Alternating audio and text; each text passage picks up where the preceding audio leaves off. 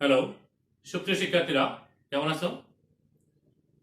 আশা করছি সবাই ভালো আছো। মহান রব্বুল আলামিন আল্লাহ পাক যেন তোমার সবাইকে ভালো রাখেন। এই মহামারীতে আমরা যেন সবাই শারীরিক এবং মানসিকভাবে সুস্থ থাকি, এই আশাবাদ ব্যক্ত করে আজকের অনলাইন ক্লাসে তোমাদেরকে স্বাগত জানাচ্ছি।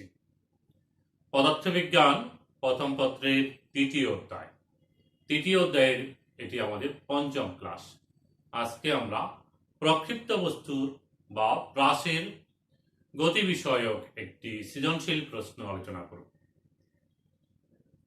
অভিকর্ষজ বলের প্রভাবে বস্তুর গতি, এটা নিয়ে আমরা পূর্ববর্তী দুটি ক্লাস করেছি, সেগুলো খুব ভালো করে দেখবা। সেই ক্লাসগুলো যদি ভালো করে তুমি পর্যবেক্ষণ করো, বুঝে নাও, তাহলে আজকের সৃজনশীল প্রশ্নটা অবশ্যই তোমরা সহজ পাবে, বুঝতে সক্ষম হবা। পদার্থবিজ্ঞানের পড়াগুলো ধারাবাহিকভাবে দেখে নিতে হয়। তোমাদের ক্লাসগুলো তোমাদের ফেসবুক পেজে, যেখানে আমরা ক্লাস আপলোড করি, সেখানে দেওয়া আছে। তোমরা ধারাবাহিকভাবে সেই ক্লাসগুলো দেখে নেবা। যদি কারো কোনো ক্লাস গ্যাপ হয়ে যায়, তাহলে সেটা অবশ্যই তুমি ধারাবাহিকভাবে দেখবা, না হলে বুঝতে একটু কষ্ট হবে। আজকের যে সৃজনশীল প্রশ্নটি আমরা রাখলাম, সেখানে দেখো দুটা চিত্র দেখা যাচ্ছে, চিত্র 1, চিত্র 2। তোমরা তোমাদের কিন্তু খাতায় প্রশ্নটা লিখো, আমার সাথে সাথে ক্যালকুলেট করবা, ক্যালকুলেশন করে সঠিক হচ্ছে কিনা মানগুলো আমাকে জানাবা। আচ্ছা, প্রথম দেখো, একজন গলফ খেলোয়াড় চিত্র 1 ও চিত্র 2 পরিস্থিতিতে বল গর্তে ফেলার জন্য ও বিন্দু থেকে বলকে আঘাত করে এবং ব্র্যাকেটে দেওয়া আছে এখানে অভিকর্ষজ ত্বরণ 10 মিটার পার সেকেন্ড স্কয়ার। আমরা জানি অভিকর্ষ ত্বরণের মান হচ্ছে 9.8 মিটার পার সেকেন্ড স্কয়ার, কিন্তু এখানে দেওয়া আছে 10 মিটার পার সেকেন্ড স্কয়ার। খেয়াল রাখতে হবে, এই ত্বরণের ক্ষেত্রে আমাদের প্রশ্ন যখন দেওয়া থাকে সেটি আমাদের ব্যবহার করতে হয়। আবার বলছি, একজন গলফ খেলোয়াড় চিত্র 1 ও চিত্র 2, গলফটা তো তুমি জানো, এই স্টিক দিয়ে কি করা হয়, বলটাকে হিট করা হয় এবং নির্দিষ্ট থেকে টার্গেট করা হয়। এখন দেখো, চিত্র 1 ও চিত্র 2 পরিস্থিতি, চিত্র 1 এর পরিস্থিতি এবং চিত্র 2 এর পরিস্থিতি কি এক? দেখো, এখানে ও বিন্দু থেকে নিক্ষেপ করা হচ্ছে, গর্তটা 160 মিটার দূরে, এখানেও 160 মিটার দূরে, সমান দূরত্বে। কিন্তু প্রথম পরিস্থিতিতে যেটি আছে, এই তোমার পয়েন্টটা হচ্ছে 30 মিটার দূরে একটি গাছ দেখা যাচ্ছে, না একটা বৃক্ষ দেখা যাচ্ছে, যার দূরত্ব হচ্ছে 30 মিটার। দ্বিতীয় চিত্রে এই অবিন্দু থেকে ওই বৃক্ষ বা গাছটির দূরত্ব হচ্ছে 100 মিটার। তাহলে পরিস্থিতিটা ভিন্ন না? ভিন্ন পরিস্থিতি। প্রথম পরিস্থিতিতে বলা হচ্ছে যে কি 30 মিটার দূরে 45 ডিগ্রি কোণে নিক্ষেপ করা হচ্ছে, 160 মিটার দূরে গিয়ে গর্তে বলটি পড়বে, তাহলে এটা উপর দিয়ে হয়ে যেতে হবে। দ্বিতীয় পরিস্থিতিটিও একই দূরত্বে নিক্ষেপণ বিন্দু থেকে, তবে এবার গাছের অবস্থানটা হচ্ছে 100 মিটার দূরে, এবারও এটা এখানে গিয়ে গর্তে পড়তে হবে। এখন আমাদের প্রশ্ন হচ্ছে, প্রক্ষিপ্ত বস্তু কাকে বলে? তাহলে এই প্রশ্নটিকে আমরা পারি? অবশ্যই, এটি আমরা আলোচনা করছি পূর্ববর্তী ক্লাসে। অনুভূমিকের সাথে তির্যকভাবে কোনো বস্তুকে নিক্ষেপ করা হলে তাকে বলা হয় প্রক্ষিপ্ত বস্তু বা প্রাস বলা হয়। দ্বিতীয় প্রশ্ন, প্রাসের গতিপথের সর্বোচ্চ বিন্দুতে বেগ সর্বাপেক্ষা কম হয় ব্যাখ্যা করো। প্রাস আমরা যখন এরকম অনুভূমিকের সাথে তির্যকভাবে নিক্ষিপ্ত করি, তখন একটি বস্তু ভাবে যায়, সর্বোচ্চ বিন্দু হচ্ছে এটি, হচ্ছে সর্বাধিক উচ্চতা, এটি হচ্ছে সর্বোচ্চ বিন্দু। যখন একটি অবস্থান থাকে, এই অবস্থানে থাকে, তখন তার আদি বেগ হচ্ছে এটি, এখানে যখন থাকে তখন তার বেগ হচ্ছে এটি। এইভাবে আমরা বেগের উপাংশগুলো দেখাই, এগুলো আমরা প্রথম ক্লাসে আলোচনা করছিলাম, তাই না? এখানে যখন আসে তখন তার বেগ হচ্ছে এটা, এখানে যখন থাকে তখন তার বেগ হচ্ছে এদিকে। আমরা সর্বোচ্চ উচ্চতায় শুধুমাত্র একটা উপাংশ পাই, আর না হলে আমাদের যে কোনো অবস্থানে দুটি উপাংশ থাকে, এক্স অক্ষের দিক এবং ওয়াই অক্ষের দিক দুটোই থাকে। এখানে শুধুমাত্র এক্স অক্ষের সমান্তরালে আমরা স্পর্শকটা দেখি সর্বোচ্চ উচ্চতায়, সেই কারণে সর্বোচ্চ উচ্চতার বেগ যেটি, সেটি হচ্ছে এক্স অক্ষ বরাবর বেগ যেটা, সেটাই। যে কোনো অবস্থানে তার বেগ হচ্ছে √, বেগের মান হচ্ছে v x square plus v y square. যত আমরা এই উচ্চতার সর্বোচ্চ উচ্চতার দিকে যাব, ওয়াই এর মানটা তত কম থাকে, কমতে কমতে এখানে শূন্য হয়ে যায়। তাহলে সর্বোচ্চ উচ্চতায় বি ওয়াই এর মানটা থাকে না, তাহলে আমার বেগের মানটা কম হবে না, কম হবে। এটি তোমাকে সমীকরণের সাহায্যে তুমি ব্যাখ্যা করে দিলে ভালোভাবে ব্যাখ্যাটা বুঝতেও পারবা এবং এটি উপস্থাপনা করতে পারবা। তাহলে আমরা অনুধাবনের প্রশ্নটি আলোচনা করলাম। হ্যাঁ, তৃতীয় প্রশ্ন 2 সেকেন্ড পর বলের বেগের মান কত? বেগের মান কত একটু লিখে নাও। এই যে আমরা বলটিকে এখান থেকে এই অবিন্দু থেকে নিক্ষেপ করলাম কিংবা এখান থেকে নিক্ষেপ করলাম, 2 সেকেন্ড পরে একটি নির্দিষ্ট অবস্থানে যাবে, সেই অবস্থানে তার বেগের মান কত হবে? আমরা গত ক্লাসে ডিটেইলস আলোচনা করছি আমরা। হ্যাঁ, সেখানে আমরা বলছিলাম নির্দিষ্ট সময় পরে যে বেগ প্রাপ্ত হবে সেটি এই সমীকরণ থেকে করব, vx square plus vy square থেকে। কারণ আমরা জানি প্লাসের ক্ষেত্রে যে কোনো অবস্থানে তার দুটো মান থাকে, একটি x অক্ষের দিক আর একটি y অক্ষের দিক, অর্থাৎ x অক্ষের উপাংশ এবং y অক্ষের উপাংশ। আমরা যে কোনো ভেক্টরের মান বের করি তার উপাংশগুলোর মানের বর্গের সমষ্টির বর্গমূল দিয়ে। তাহলে x অক্ষের দিকে মান হচ্ছে vx, তাহলে তার vx স্কয়ার, y অক্ষের দিকে মান হচ্ছে vy, নির্দিষ্ট সময়ের পরে তার বর্গমূল দিয়ে এই সমীকরণ থেকে বের করব। তো সেক্ষেত্রে আমাদেরকে জানতে হবে vx সমান কত।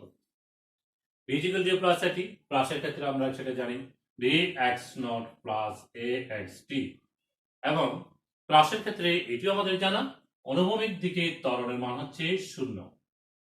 তাহলে এটি হবে কত? v naught cos theta not. তার মানে vx ইকুয়াল টু পাওয়া v naught cos theta not. মান বসিয়ে দিবা। কত বেগে নিক্ষেপ করা হচ্ছে, বস্তুটাকে কত বেগে নিক্ষেপ করা হচ্ছে, সেই নিক্ষেপণ বেগটা কি আমি লিখি নাই? আচ্ছা, এটি হচ্ছে 40 মিটার পার সেকেন্ড বেগে। তাহলে দেখো 40 মিটার পার সেকেন্ড বেগে এই বলটাকে নিক্ষেপ করা হচ্ছে। নিক্ষেপণ বেগ, আদি বেগের উপাংশ, আদি বেগ হচ্ছে এটি নিক্ষেপণ বেগ, তার উপাংশ x অক্ষের দিকের উপাংশ হচ্ছে কি v naught cos theta naught. T সময় পরে x অক্ষের দিকের মান হবে v naught cos theta naught, যেহেতু x ইকুয়াল টু অনুভূমিক দিকে, প্লাসের ক্ষেত্রে অনুভূমিক দিকে ত্বরণ x ইকুয়াল টু 0 হয়। তাহলে তুমি এই সমীকরণ থেকে vx এর মানটা পেয়ে যাবা। পাবা না? অবশ্যই পাবা। কেমনে পাবা? কত পাবা বলো? কত পাইছো? ক্যালকুলেট করছো? ক্যালকুলেট করে নিচ্ছ? বলো। ক্যালকুলেট করতে হবে তো তোমাদেরকে। এটা হচ্ছে কত? 40 আর cos 45। তাহলে আমরা কত পেতে পারি? 40 ইন্টু cos 45। তাহলে এটা হচ্ছে 28.28 মিটার পার সেকেন্ড। তাহলে vx পেলাম। এখন vy বের করতে হবে অনুরূপভাবে। vy সমান কত হবে? vy সমান হবে vy নট প্লাস ayt। আমার সমীকরণটা কি হবে?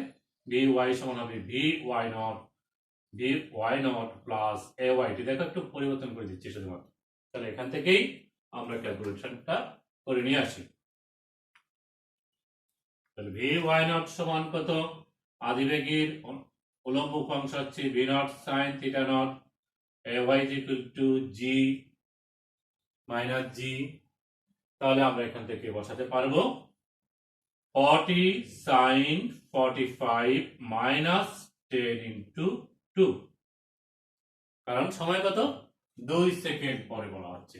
এগুলো তুমি দেওয়া আছে লিখবা, কিন্তু এখানে কোনটা কি আছে। আর আমি তোমাদেরকে বলছিলাম অনুভূমিক ত্বরণ, উলম্ব ত্বরণের মান, অনুভূমিক দিকে আদিবেগের মান, উলম্ব দিকে আদিবেগের মান, এই মানগুলো কিভাবে নির্ণয় করবা, সমীকরণগুলো কি, সেগুলো তোমাকে ক্লাসের ক্ষেত্রে জ্ঞানের ভিতরে তোমার থাকতে হবে। আমরা গত ক্লাসে আলোচনা করছি, যারা বুঝতেছো না তারা অবশ্যই পূর্ববর্তী ক্লাসটি অর্থাৎ 4 নং ক্লাসটি তোমরা 5 নং ক্লাসটি তোমরা দেখে নিবা। আজকের ক্লাস হচ্ছে 6ষ্ঠ ক্লাস। তাহলে এখান থেকে আমরা মানটা বের করতে পারি। এটা হচ্ছে 40 sin 45 মাইনাস 20। তাহলে এটা হচ্ছে 8.28। তাহলে আমরা vy এর মান পেলাম, vx এর মানও পেলাম। vx এর মান হচ্ছে 28.28 হোল স্কয়ার প্লাস ভিওয়াই এর মান হচ্ছে 8.28। তাহলে তুমি এখান থেকে ব্যাগের মানটা নির্ণয় করতে পারবা। এই মানটা আমার করা আছে, এটি হচ্ছে 29.587 মিটার পার সেকেন্ড। ক্যালকুলেশন গুলো আবার তোমরা অবশ্যই তোমরা করবা, তোমরা সঠিক আছে কিনা সেটি দেখবা। ভুল হতে পারে, তাহলে ক্যালকুলেশনটা আমাদের করতেই হবে। আর ক্যালকুলেশনটা যদি তুমি না করো তাহলে তোমার শেখা হবে না। বুঝা গেছে? কারণ এটি আমাদের পদার্থবিজ্ঞানের বেশিরভাগ প্রয়োগ হচ্ছে গাণিতিক। তো গণিতের কাজগুলো তুমি যদি না করো, এগুলি দেখার বিষয় না, এটি শুধুমাত্র এটি করতে হয়। সুতরাং তোমাদেরকে এই কাজটা সম্পন্ন করতে হবে। এখন প্রশ্ন হচ্ছে ব্যাগের মান কত হবে। যদি বলা হয় যে 2 সেকেন্ড পর ব্যাগের ব্যাগ কত, মান না বলে কি বলে প্রশ্নটা দেখো, বলে ব্যাগ কত, তাহলে তুমি কি করবা, তখন তুমি দিকও নির্ণয় করতে হবে। তোমরা জানো, এটিও আমরা আলোচনা করছি, tan থিটা সমান vy বাই vx।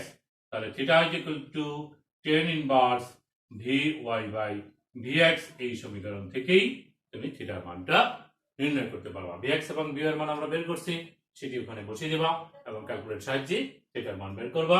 এই মানটা সম্ভবত 17.068 ডিগ্রি আসবে। তাহলে 2 সেকেন্ড পর তার বেগ কত, বেগের মান কত এবং দিক কত, সেটি তুমি নির্দিষ্ট করে উত্তরটা দিতে পারবা। বুঝা গেছে? আচ্ছা, আবারও বলছি, এই ক্লাসটি বোঝার জন্য এর আগের ক্লাসটি তোমাকে অবশ্যই পর্যবেক্ষণ করতে হবে। সেখানে আমরা ডিটেলস আলোচনা করছি এগুলো কিভাবে সমীকরণগুলো আসছে। আমরা তো আজকে প্রয়োগ করতেছি, আমরা আজকে ব্যবহার করতেছি, তাহলে আমার পূর্ববর্তী বিষয়গুলো জানা থাকতে হবে না? অবশ্যই জানা থাকতে হবে।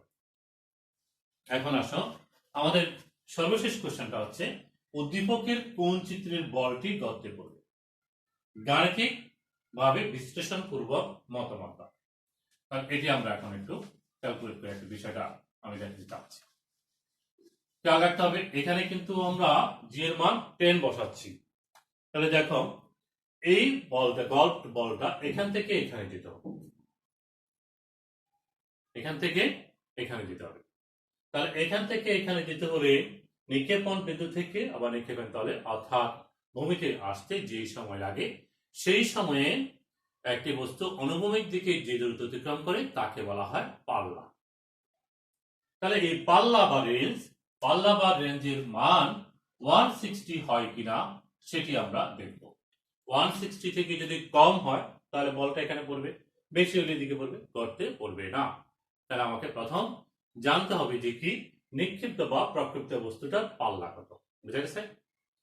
ওখানে উত্তরতে যেতে হবে, ওখানে যদি না বোঝা হয় তাহলে আমার বাকি হিসাব করে লাভ নেই। আচ্ছা, আরেকটা বিষয় করতে হবে, সেটি হচ্ছে এই যে এখান থেকে যাবে এই 30 মিটার দূরে, 30 মিটার যখন অনুভূমিক সরণ হয়, কিংবা এই ক্ষেত্রে 100 মিটার যখন অনুভূমিক সরণ হয়, তখন প্রাচীর উচ্চতা কত? প্রাচীর যদি সেই সময় কত উপরে দিয়ে যায়, 20 মিটার উপরে দিয়ে যদি যেতে পারে, তাহলে সে এখানে অতিক্রম করতে পারবে। কিন্তু পাল্লা 160 মিটার ঠিক আছে, কিন্তু যাওয়ার সময় যদি এখানে ঢুকে যায় তাহলে তো গাছের জন্য যেতে পারতেছে না। কিংবা এখানে যদি যাওয়ার সময় এখান দিয়ে চলে যায়, এখানে ঢুকে যায়, তাহলে এখানে গাড়ি যেতে পারবে? যেতে পারবে না। পাল্লা 160 মিটার হলেই যে গর্ত পড়বে এমন কোনো কথা নয়। যেহেতু সামনে একটি বাধা আছে, একটা ভবন থাকতে পারে, একটি বৃক্ষ থাকতে পারে, অন্য কিছু থাকতে পারে, যে কোনো ভাবে আমাদের প্রশ্ন হয়। এখানে গল্ফ ক্লাব খেলা যেহেতু, সেখানে এখানে প্রাসঙ্গিকভাবে বৃক্ষ দেখানো হচ্ছে। বুঝা গেছে? তাহলে কি হতে হবে, বিষয়টা একটু খেয়াল করো। এই গর্তে পড়বে যদি এই গাছে বাধা না পায়, কিংবা এই গাছে বাধা না পায়, তাহলে গর্তে পড়বে। প্রথম আমরা জেনে নিব পাল্লাটা কত, অর্থাৎ বলটা ওখানে যাচ্ছে কিনা। উপর দিয়ে চলে গেল আর কি, কিন্তু ওখানে যেতে হবে না। তাহলে ওটা যদি না যায়, বাকি হিসাব করে আমার দরকার নেই। সেই জন্য আমরা প্রথমত পাল্লাটা বের করবো। পাল্লার সমীকরণ আমাদের জানা আছে, আর সমান হচ্ছে b naught square sine 2 theta naught divided by 3। এই সমীকরণ মান বসাবা। বি নট হচ্ছে 40, তাহলে 40 whole square sine 2 theta naught মানে 2 ইনটু 45 ডিভাইডেড বাই 10, অর্থাৎ আমরা লিখতে পারি 40 হোল স্কয়ার ইনটু সাইন 90 সমান 1, 90 সমান কত? 160, কত? 10। তাহলে কত হয়? এখানে আমরা ক্যালকুলেট করলে আমরা 160 মিটার পাবো। অর্থাৎ বলটি গর্তে যাওয়ার সম্ভাবনা আছে, পড়ার সম্ভাবনা আছে। এখন আমাদেরকে দুই ক্ষেত্রে জানতে হবে, এই 30 মিটার যখন অনুভূমিক সরণ হয়, উলম্ব সরণ y এর মান কত? উলম্ব সরণ অর্থাৎ এই পাঁচটি যে যাবে, এরকম করে যে যাবে একটা নির্দিষ্ট সময় যখন পৌঁছায়, তার সেই সময়ে অনুভূমিক সরণকে আমরা x দিয়ে প্রকাশ করি, উলম্ব সরণকে y দিয়ে প্রকাশ করি। তো আমার বৃক্ষটা যেখানে আছে সেখানে আমার উলম্ব সরণ বৃক্ষের উচ্চতা কত?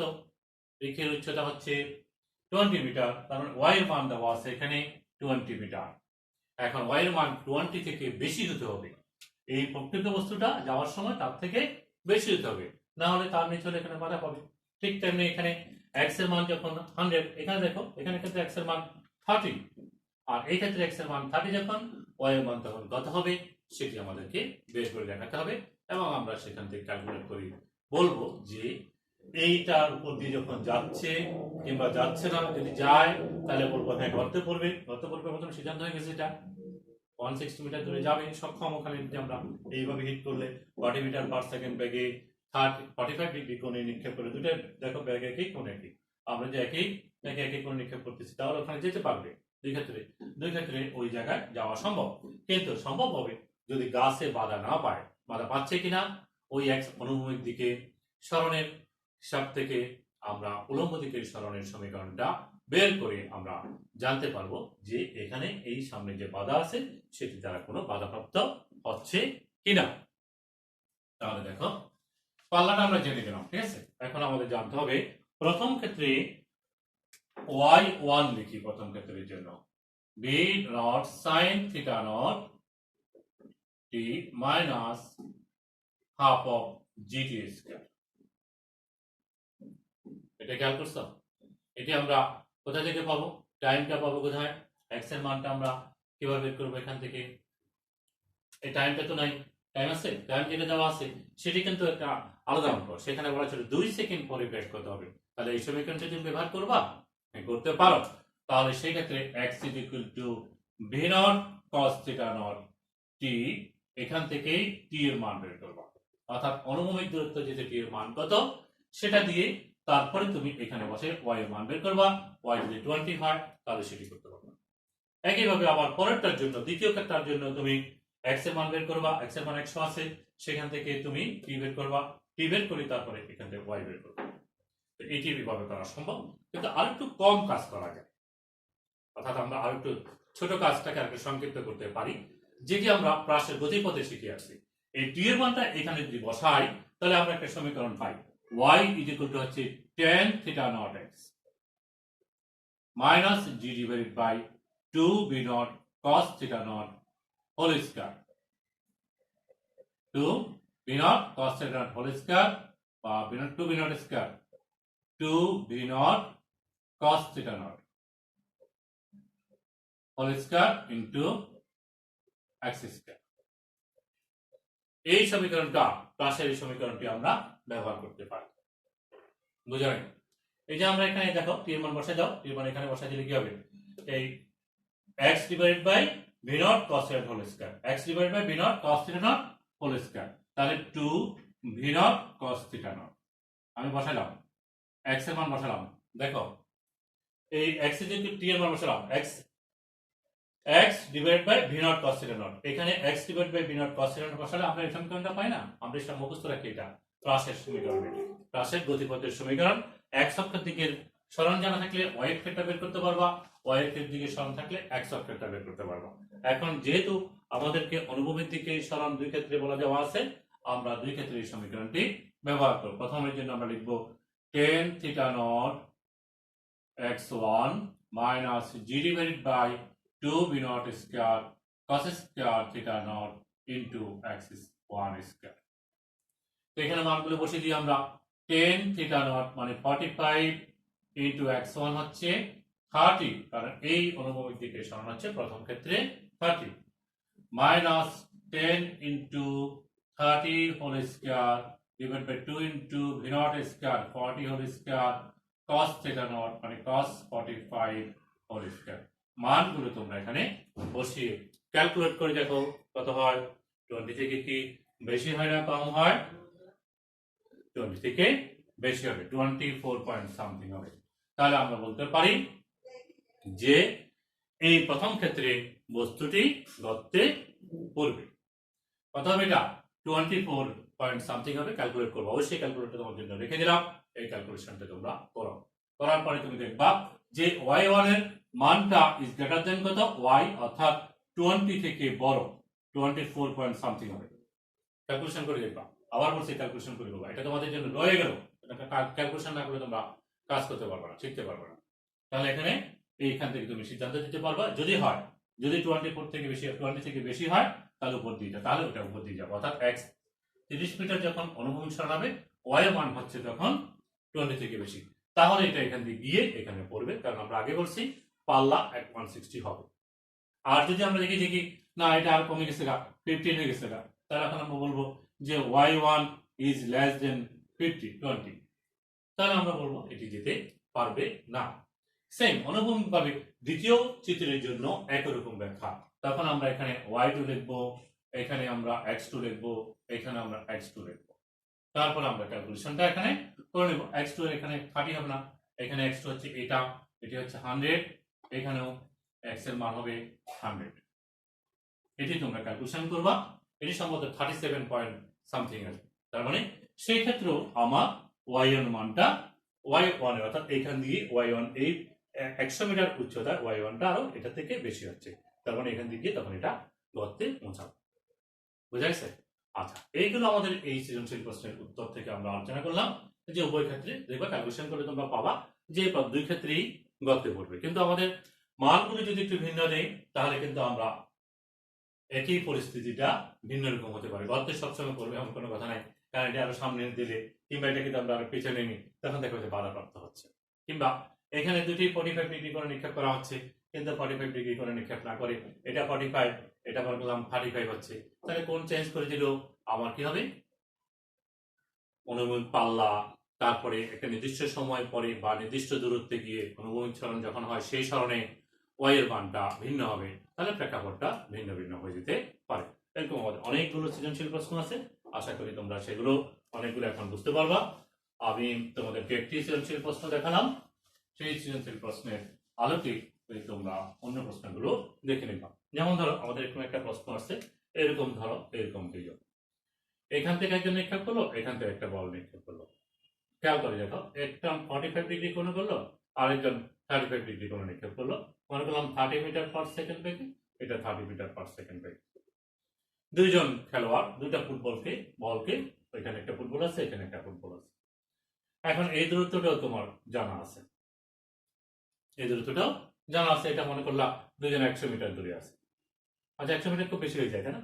আচ্ছা আমরা মনে করলাম 60 মিটার দূরে অবস্থান করতেছে। এখন এই দুটো বল দুই দিক থেকে আসতেছে, এটা যাচ্ছে এই দিক থেকে, এটা যাচ্ছে এই দিক থেকে। এখন প্রশ্ন হচ্ছে এখানে গিয়ে কি দুটা বল সংঘর্ষ হবে কিনা? এটা যাবে দিক থেকে, এটা দিকে, তাহলে এখানে সংঘর্ষ হবে কিনা? হ্যাঁ, এটা তোমাকে জানতে হবে যে এই দুটা অবস্থান যখন যাবে, এইটুকু যখন এটা x1 এটা x2 যখন হয়, এই বলটা যাচ্ছে এই বলটা যাচ্ছে, কতক্ষণ সময়ে তারা মিলিত হতে পারে?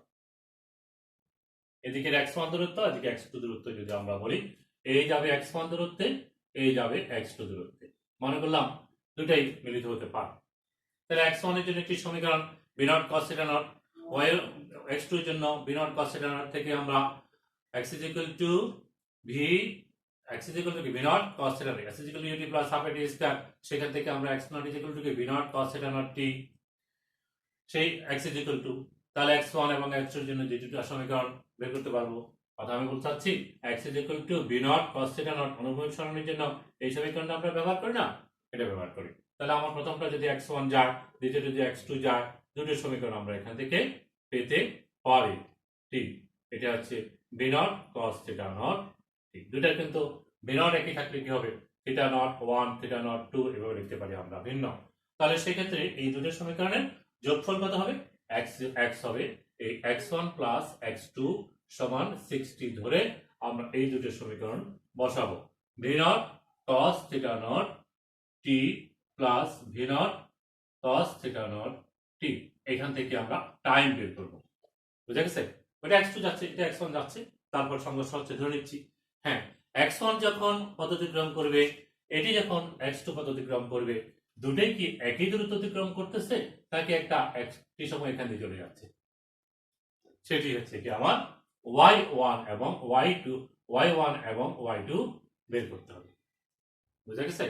এখানে একটা বস্তু, এখানে একটা দুইজন খেলোয়াড়, একজন এখানে আছে একজন এখানে আছে, ও এখান থেকে ক্লিক করলো, ওখান থেকে ক্লিক করলো, তাদের মাঝে দূরত্ব হচ্ছে এটা।